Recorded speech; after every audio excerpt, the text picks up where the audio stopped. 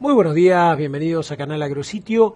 Vamos a tratar de reflexionar el momento político, económico, desde lo que viene por delante, ¿no? Y hay dos hechos así bastante importantes.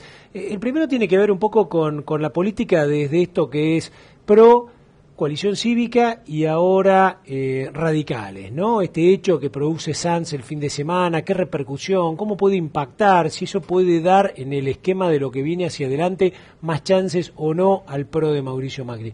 El segundo tema, algo que también impactó esta semana y que veníamos tratando de dilucidar si era se dobla pero no se rompe, que era la mesa de enlace, es este hecho que parece haberse acelerado a través de las decisiones del gobierno, ¿no? Después de 11 años no hubo nada para los productores chicos, de repente es como que se acelera esto y de alguna manera genera, por supuesto, distorsiones y además genera problemas dentro de la mesa de enlace de una macroinstitución tan importante para el campo. Bueno, para charlar un poquito de todo esto, Andrés Domínguez, un amigo de la casa, un hombre de GAPU, este grupo conformado por gente de distintas extracciones políticas, pero orientado mucho a todo lo que es el sector del agro y la cadena agroindustrial. Bueno, Andrés, un gusto tenerte. Igualmente, siempre es un gusto estar acá. Muchas gracias, planteándome un poquito estas dos grandes dudas, ¿no? Por ahí podemos empezar un poco por la política, si este hecho significa de alguna manera un posicionamiento ya de Macri acompañado de Massa, Scioli en una especie como de, digamos, casi desaparición, ¿no? Porque la presidenta no se define. ¿Cómo ves un poco este mapa y después del fin de semana? A ver, nosotros ya cuando en el 2006 desde el ARI formamos la coalición cívica, en ese momento la coalición cívica incluía a radicales, a socialistas, a gente del peronismo, a independientes, y hubo mucho diálogo con Ricardo López Murphy en su momento, y estaba claro y se dijo públicamente que en un gobierno de Carrió en el 2007 se iba a incorporar el radicalismo y a gente del PRO, que acababa de ganar el gobierno de la ciudad. Esa estrategia en ese momento no funcionó, no tuvimos el apoyo suficiente del pueblo, y después es verdad que hubo algunos cambios de la estrategia porque el 54% de Cristina obligó a rever todas las estrategias, pero la única forma de enfrentar a un oficialismo fuerte que no tiene límites en su manejo del poder y los recursos del Estado es con la unidad de la oposición. Y en esa unidad no tienen lugar los que han sido parte central de ese régimen de manejo del poder y de manejo del Estado. Por supuesto que hay gente, por ejemplo Sergio Acevedo, que fue gobernador de Santa Cruz, que se peleó a los 6 meses con Kirchner y lo hicieron irse de la provincia, que tal vez pueda tener un espacio. Pero gente que fue jefe de gabinete, gente que tuvo responsabilidades en el gobierno mientras Lázaro Báez pesaba valijas, esa gente no tiene lugar en este espacio. Y lo que es importante es que la unidad se construye con tiempo, y los que fueron testigos de todo esto se dan cuenta que llevó mucho tiempo, llevó mucho esfuerzo, llevó muchas deliberaciones. Ahora hay una unidad, va a ser la población la que seleccione los candidatos, y el esfuerzo que hay que poner es que esa unidad sea con contenido, ¿sí? Y en temas de agroindustrias ya lo tenemos hecho, ¿sí? Ya se ha trabajado, digamos, el Gapo Agro es un pequeño embrión de unidad antes de que se diera la unidad de la oposición. Y esto se puede repetir en todas las demás áreas, y también es importante que aquellos que quieran ser candidatos, que quieran ser diputados o que quieran ser intendentes, que entiendan que no hay que rifar la unidad por un cargo, ¿sí? Que el problema hoy en día no es si la alianza es de centro-izquierda o de centro-derecha, sino el problema es brindar una alternativa competitiva para salvar la República. Decime, Andrés, vos que fuiste un hombre que trabajó codo a codo con Lilita Carrió, la conocés muy bien, era en la mano derecha en la organización de grupos técnicos, etcétera. Y que por otro lado, bueno, también lo conoces a Macri porque has estado trabajando en proyectos y cosas que tenían que ver también desde GAPU con propuestas para PRO. No sé a Sanz si lo conoces tanto, pero ¿cómo ves estas tres personalidades, no? Hay gente que dice, y estando Lilita posiblemente en algún momento haya quiebre, conflicto, diga alguna cosa de mal, lo que sea. Sanz conteniendo los radicales. Ahora, a mí me da la sensación de que son tres personalidades tan distintas y complementarias, ¿no? Lilita con toda esa exposición, ese mesianismo que tiene. Macri más gestión, tranquilo, abro 4 palabras, las 4 que hablo tienen que ver con las cosas que voy a hacer, no me meto en el... Y Sanz, un hombre bien político, el típico político, ese que yo disfruté viéndolo en el debate con Cobos. Y el otro día, por suerte, encontré unos amigos que me dijeron, che, muchachos, ¿vieron qué bueno el debate en TN con Cobos? de Cobos y Sanz, y realmente yo lo disfruté. Digo, más allá de que haya una disputa, no hubo pelea, hubo alto voltaje político, aprendía, ¿no? Yo empecé a militar en el radicalismo, en la Franja Morada en el secundario, después nos fuimos del radicalismo a fundar el ARI con Carrió, armamos la coalición cívica y después me ofrecieron trabajar en la candidatura de Macri. Así que conozco todo el esqueleto, y cuando estaba en la coalición cívica compartí mucho tiempo con los amigos de Margarita Stolbizer y del socialismo, así que conozco este arco político. Y a la gente, digamos, a los legisladores, a los militantes, y siempre tuve la sensación de que las diferencias entre los que no son los líderes son mínimas. Yo estuve en reuniones con Patricia Bullrich, Judy Flores y Margarita Stolbizer hablando de seguridad, y son los mismos temas que hablamos cuando hablamos en la Fundación Pensar para hacer los programas de gobierno para el PRO. El problema que hubo durante mucho tiempo era la desconfianza que había entre los líderes. Cuando nosotros fuimos a Venezuela en la última elección de Chávez, la oposición nos dijo, nosotros logramos unirnos cuando entendimos que estaba en riesgo la democracia. Un poco eso ha pasado en Argentina, y gracias a Dios hoy los líderes han limado esas asperezas. Y como bien lo dijo Mauricio Macri, hay que encontrar lo que nos une sin dejar de ser quienes somos. Y esa es la clave. Nadie pretende que de golpe Carrió se vuelva una persona moderada, ni que Mauricio salga a denunciar las cuestiones que son cuestiones que le son ajenas a él incluso como ingeniero, como persona. Pero en ese complemento y en esa conducción se ha destrabado el gran problema que teníamos, que yo lo he dicho mismo acá, ¿por qué en el 2011 no hubo unidad de la oposición? Porque todos querían ser candidato a presidente. Claro. Bueno, ahora los que quieren ser van a dirimir las primarias, la candidatura en una primaria. Y el que tenga más votos va a ser el candidato de la oposición, con grandes chances de ganar en primera vuelta. Bien, supongamos que es... porque vamos a suponer que de repente todo el mundo lo votara no a Macri, suponete que fuera Sanz. Me diera la sensación que es Macri.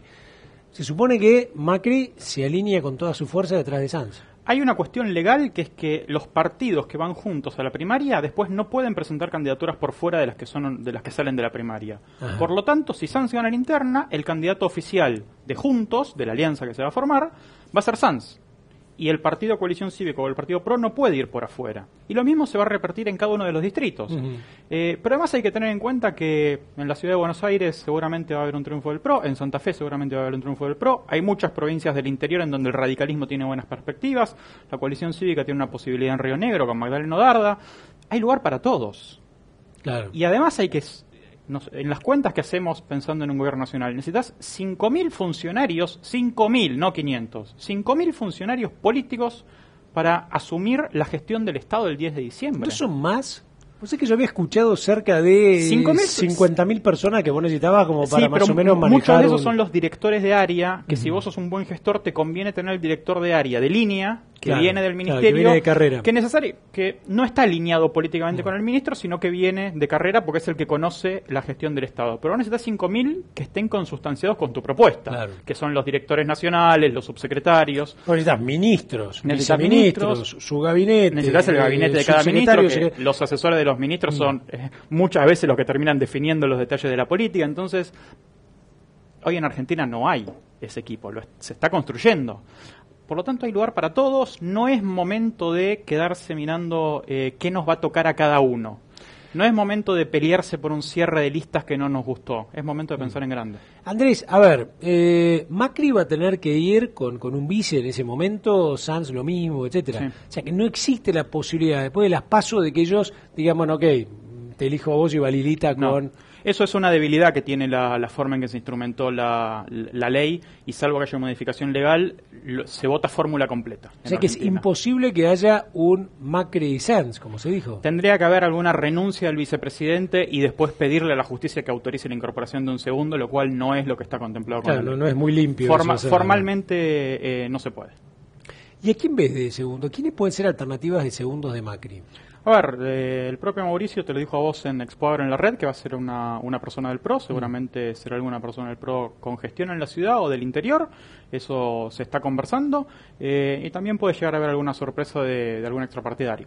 No puede ser, por ejemplo, un radical que vos agarres y digas, mirá, viene Morales. Puede ser, yo no descarto que haya... uno que quiera, bueno, ok, Sanz no puede porque tiene que ser la cabeza, el candidato, en realidad con eso lo crucifican a Sanz, me parece, pero bueno. Yo no descarto que haya alguna posibilidad, o tal vez de alguien ajeno a la política. ¿Cómo quién, por ejemplo? Hay un montón de personas empresarios, gente que trabaja en ONG, universitarios, académicos que pueden llegar a aportar un valor agregado. Y lo digo desde la intuición, no desde la información, pero me parece que hay gente del interior o con relación con el interior que tranquilamente le podría agregar volumen a esta idea de cambio, porque lo importante es que las fórmulas que compitan representen la idea de cambio. Claro. ¿Reutemann podría llegar a ser también? Y eso hay que preguntarse al Lole. Claro. Decime, Andrés, por el lado de Massa, ¿qué es lo que estás viendo? Porque da la sensación como que Massa, que es un tipo rápido, que se mueve bien, que fue el primero en organizar bastante bien, incluso da la sensación de que el posicionamiento de él es los mejores de la mejor etapa de Kirchner, ¿no? Yo lo sintetizaría que vuelva así. Néstor. Sí, pero vamos a decirlo así, sí, neutralmente, sí, ¿no? sí. Un análisis desapasionado diría, está buscando lo mejor de la mejor etapa de Néstor Kirchner. Después cada uno dirá que no está a favor o está en contra, lo que sea, no le gustará, pero es lo mejor. Ahí, qué sé yo, está un Lavagna, está un Peirano, qué sé yo, está, digamos, un equipo de gente que representó esa época, no, digamos, ya esa segunda época, ese segundo periodo de Cristina. ¿Cómo lo ves en esto? O sea, ¿se va quedando, se mantiene? La misma gente del equipo de Massa te explica que el nombre de Frente Renovador es Frente Renovador del Justicialismo. No es un frente renovador de la política argentina. Ellos vienen a renovar el justicialismo, bienvenido sea que haya una renovación en el justicialismo, pero en algún sentido esa es su definición. Por eso no es casual que tomen lo mejor de otros periodos del justicialismo. En algunos casos, algunos intendentes del conurbano que se han alineado tal vez no sean lo mejor de la experiencia del justicialismo en términos de renovación. El problema de Massa en términos de equipo y de propuesta, haciendo ya más un análisis de política pública, es que junta gente, pero no queda claro cuál es su propuesta. Digo, no acumula a Redrado, a Lavagna, Peirano, pero más allá de decir que quiere bajar la inflación, entre ellos mismos cuando estuvieron en la gestión, Redrado y Lavagna tuvieron muchos conflictos mientras uno era ministro y otro presidente del Banco Central, no estaban del todo de acuerdo en lo que había que hacer. Y Lavagna dice que el modelo de Néstor se terminó cuando él se fue y después vino Peirano. Entonces ahí hay una indefinición importante. En temas de agroindustria también hay una definición, porque él tiene adentro a gente de Federación Agraria, tiene a gente de otros sectores, y va diciendo lo que le conviene según el interlocutor. No tiene una propuesta firmada diciendo yo voy a hacer esto. Según el lugar que va adaptando su discurso. Entonces me parece que... Y por último está haciendo mucho foco en la seguridad, que es importante que un presidente hable de esto, pero la verdad es que la seguridad es responsabilidad primaria de las gobernaciones. El que maneja la bonaerense es el gobernador de la provincia, el que maneja la policía de Santa Fe es el gobernador de la provincia de Santa Fe. Entonces habría que preguntarse si este giro hacia un discurso más teñido de cuestiones de seguridad no preanuncia algún cambio. Bien, y me queda preguntarte por Scioli, ¿no? Scioli, yo qué sé, para mí la cara visible del Frente Renovador, del Frente para la Victoria, ¿no? Estuve mal ahí. Del Frente para la Victoria, porque yo digo, bueno, a ver, Randazzo, que yo encuestas ya lo muestran, digamos, bastante por debajo, el resto, la realidad no existe, digamos, como voto, con lo cual, digamos, va a ser él, le guste o no le guste a la presidenta, va a ser él. La pregunta es, ¿cómo lo ves a él como analista, no? ¿Cómo lo ves a él? Porque él da la sensación de ser un tipo de centro, relativamente moderado, digamos, un político que yo estoy seguro que entiende al campo, porque hablando con el Topo Rodrigo te das cuenta que el tipo entiende, trata de darle fortaleza, está rodeado de buen equipo, ¿viste? Ahora, le viene toda la lógica del kirchnerismo encima, diciendo, mirá, a ver, yo te armo la letra, yo te armo la política, yo te meto la cámpora, yo te pongo gobernadora Cristina. ¿Cómo es un poco todo eso y el rol de Scioli? La mejor forma de analizar el futuro es analizando lo que pasó. Si uno analiza lo que pasó, Scioli soportó todo lo que tuvo que soportar, y algunos dicen que esa es su gran fortaleza, porque es el que tiene mejor imagen del oficialismo habiendo soportado todo. Por lo tanto, uno imagina que en el camino a ser candidato a presidente va a seguir soportando todo. El problema es qué pasaría si a horas del cierre de lista hubiera alguna imposición que él no estuviera dispuesto a soportar. Ya debe saber hasta no parece esperable que él rompa por eso. Sería realmente una sorpresa que Scioli rompa el Frente para la Victoria por eso y no por las valijas de Antonini Wilson o por el triple crimen de Lefedrina o por un montón de o por las mentiras del INDEC. Uno no esperaría que por un cierre político Scioli se fuera del Frente para la Victoria. Lo que hay que ver es cuál va a ser la decisión de la presidenta, que como también sabemos, así como la conducta de Scioli se explica por su pasado, la conducta de la presidenta también se explica por su pasado. Y el pasado de la conducta de la presidenta no es tomar decisiones en consulta, ni siquiera con los actores. cuando eligió a Mario Boudou de vicepresidente, hizo una conferencia de prensa un sábado a la tarde y los tenía como si estuvieran esperando a ver quién ganaba el Oscar. Y lo nombró a Mario Boudou. Boudou no sabía que iba a ser candidato a vicepresidente. Entonces hay que ver si esas dos lógicas de tomar decisiones, el 20 de junio cuando se cierren las listas, llegan a un acuerdo y presentan un candidato más o menos competitivo, porque es un candidato con buena imagen, más la estructura del gobierno, o si puede llegar a haber alguna sorpresa. Bien, ¿cómo siguen los planes de Gapu Agro, ¿no? Gapu Agro tiene un montón de gente, pero da la sensación de que es un equipo, a ver, me parece como más alineado hoy, ¿no? Que va pasando, porque ustedes eran de distintos partidos, distintas extracciones, me hablo de Willy Bernaudo, Leo Sarquís, Mercedes Colombre, Hugo, vos, José Anchorena, ¿no? Y me debo estar olvidando alguno más, si me olvido pido disculpas.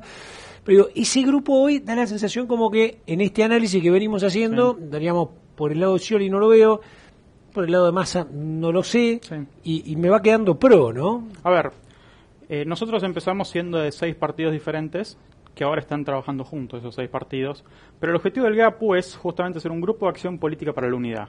Cuando nosotros hablamos como GAPU, nos sacamos la camiseta partidaria y decimos... Hay algunos puntos elementales, tenemos un documento de 10 puntos con acuerdo de 40 referentes del sector, que no lo pudimos presentar en Expo Agro porque llovió y el otro día no podíamos juntar esa masa crítica, y esos 40 referentes vienen desde grandes empresas agroindustriales hasta directivos de Federación Agraria del Interior, y no de casualidad nombra Federación Agraria porque en el sector agroindustrial argentino y en el interior hay mucho consenso sobre lo que se tiene que hacer. Y hay cuestiones elementales como eliminar las retenciones, eliminar los ROE, hacer herramientas de fomento que no dependan de la voluntad del funcionario de turno, fomentar la industrialización de verdad, como por ejemplo las plantas de secado de leche para que tenga sentido aumentar la producción, atender las cuestiones de pequeños productores y de agricultura familiar de una manera no clientelística, es decir, no darle plata para que sigan siendo pobres, sino darle innovación y capacitación para que puedan progresar y desarrollarse. Y esas cuestiones no las hablamos de algo partidario. Todos los documentos del GAPU, las 30 propuestas del año pasado y estos acuerdos en donde conseguimos la firma de más de 40 referentes del sector, están a disposición del próximo gobierno. También están a disposición de solo que no hemos logrado el canal de diálogo.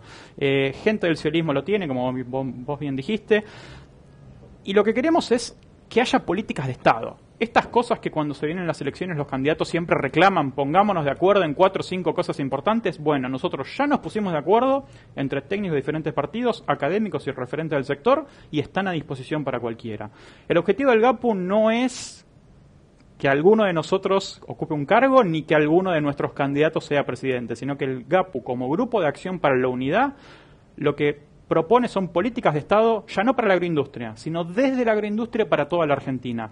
Y que eso esté en la mesa del presidente de la Nación y del próximo ministro de Agricultura, porque el campo va a ser el primer motor que hay que encender en una economía que necesita recuperación, y es el que se puede encender más fácil. Y eso va a ser bueno para toda la economía. Entonces ahí, más allá de los alineamientos partidarios que cada uno individualmente tenga, nosotros estamos haciendo un esfuerzo para construir unidad y en propuestas. Y ese esfuerzo está cada vez más cerca de llegar a la realidad.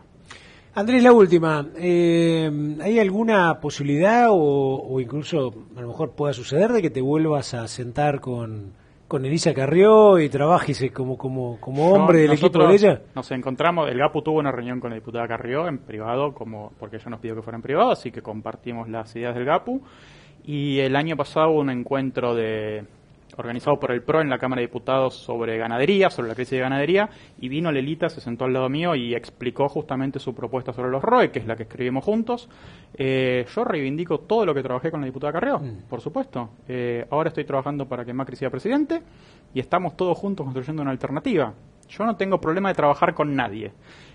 No quiero ningún cargo, no soy candidato a nada, no voy a ser ministro, no se preocupen, no compito por el cargo de nadie. Yo voy a estar al lado del que necesite ayuda. Y si esa persona que necesite ayuda es más importante que yo o sabe más de agroindustria que yo, bienvenido sea. Yo no tengo problema con gente de trabajar con gente más importante que yo, que sabe más que yo, porque aprendo. Así que yo estoy a disposición de la persona que quiera trabajar conmigo. Y si no, tengo trabajo privado para seguir trabajando. Trabajo, gracias a Dios, tengo. Así que no necesito, no dependo de un resultado electoral para vivir. Andrés Domínguez, y como le decía al principio, yo necesitaba por lo menos clarificar un poco estas ideas, ver un poco qué era lo que pasaba, cómo está funcionando todo esto. Me quedó una última parte que usted seguramente se debe estar acordando, que es mi última pregunta, que es ¿qué va a pasar con la mesa de enlace ¿cómo ves esta actitud de Federación Agraria que bueno, suena justa en el sentido de que consiguió algo para parte de su gente, no todos están contentos, pero de alguna manera también desmiembra o debilita las cuatro patas de la mesa, ¿no? A mí me gustaría ser más moderado en esta respuesta, pero no puedo. La Federación Agraria entregó 9 años de unidad por un par de subsidios. Ajá. Y además digo, los anuncios de ayer sobre segmentación no dijeron una palabra de economías regionales. El acuerdo histórico de la presidenta con Federación Agraria dejó afuera a los productores de peras, de manzanas, de olivo, de arroz, de yerba, de tabaco. Las retenciones son un mal impuesto y hay que eliminarlas. Por supuesto que los pequeños productores necesitan políticas diferenciadas, sí, no es esta la herramienta. Porque lo que presentaron ayer de segmentación de las retenciones, que les van a devolver en función de la producción y que mes a mes van a anunciar cuánto les devuelven, se parece a mucho cuando generaron los ROE y nos dijeron que iban a ser automáticos y que iban a anunciar la apertura y que eso iba a ser limpio. Preguntale a Matías Longoni, autor de Fuera de Control, qué pasó con los subsidios de la ONCA o qué pasó con el manejo de los ROE. Este gobierno no solo decide quién exporta, sino que a partir de ayer decide a quién le devuelve plata. Y la verdad es que desde las políticas públicas, darle un subsidio a los productores de soja no parece lo más inteligente. ¿Por qué? Porque la producción de soja en Argentina y la producción de maíz en Argentina es negocio. Si vos tenés un esquema fiscal claro y tenés apertura de exportaciones hacia el mundo, producir granos en Argentina es negocio. Entonces, ¿por qué lo vas a subsidiar? Vos podrías subsidiar, por ejemplo, a la agricultura familiar de muy pequeña escala que se hace para el consumo interno. Pero eso lo tenés que hacer por otro programa. No tenés que atarlo con el tema de las retenciones. Así que yo comparto con la presidenta que el acuerdo de ayer fue histórico. Hablemos en unos meses, preguntémosles a los chacareros si cobraron o no, qué cobraron, qué trámite tuvieron que hacer, qué pasó en el medio, y vamos a ver cuál es el significado de este acuerdo histórico. Lamentablemente me gustaría decir que la mesa de enlace no se rompió y más de uno va a intentar hacer alguna pirueta para decir eso. La mesa de enlace se rompió y se rompió porque Federación Agraria fue a firmar un acuerdo histórico con Kicillof y con la presidenta.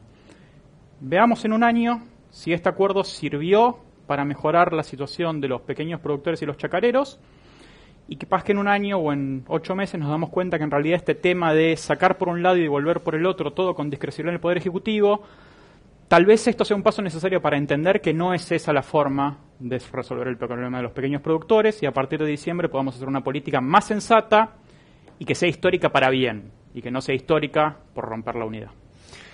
Andrés Domínguez, un hombre que analiza la política como abogado, licenciado en economía, un tipo que todo esto le encanta y además alguien que está metido dentro de la política justamente desde esta lectura del agro. Creo que viene bien para analizar un poco qué son las propuestas y cómo está funcionando las distintas alternativas de la oposición y por el otro lado ver también esto de la mesa de enlace. Como dijo él, ¿no?